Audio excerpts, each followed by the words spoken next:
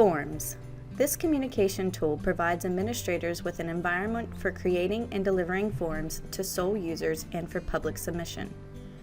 To create a form, click on Communication and then Forms from the left navigation. Click on the green plus sign icon to add a form. Give the form a title and any other settings you prefer, including writing a form description, applying a category and tags, and specifying calendar settings. Move to the Availability tab.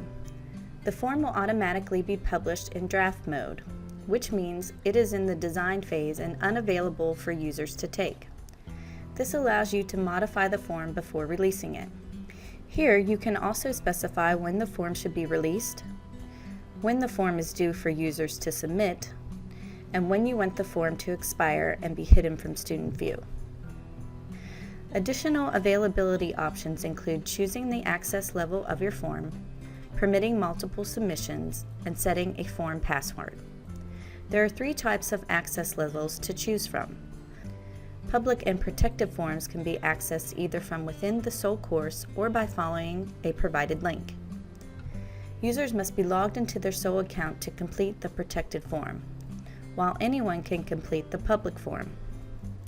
Course level forms can only be completed by users that are added to a particular sole course.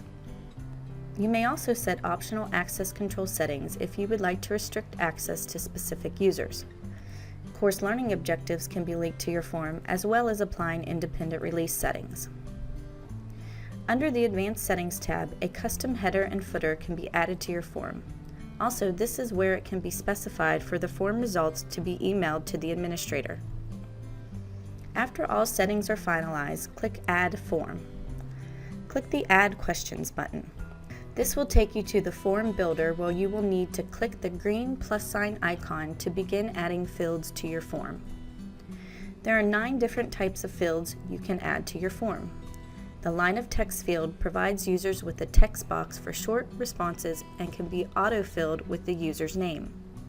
The paragraph field displays a larger text area for essay-type responses. The number field requires users to insert only numerical answers. The email field will only accept email addresses and can be auto-filled with the email associated with the user's sole account. With the date field, users can easily select a date from the calendar that appears when this field is clicked, and the file field lets users attach a file to their form entry.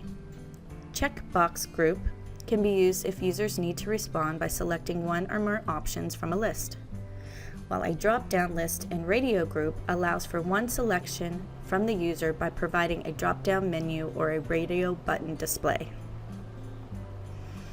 Choose a question type to begin creating. Fill in the required information, including any answer choices if applicable. Grab the left side of the option to reorder or click Add Another option for additional answer choices.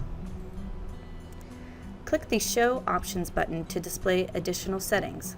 By default, all questions are set as required, but can be made optional by deselecting this option.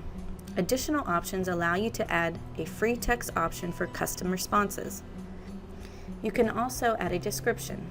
Clicking the drop-down menu allows you to change the type of field while editing. Click the Add Field button and select a form field to continue building your form. All questions have differing required information and additional options. Some fields can be auto-filled by selecting a specific response from the drop-down menu. Click Show Options.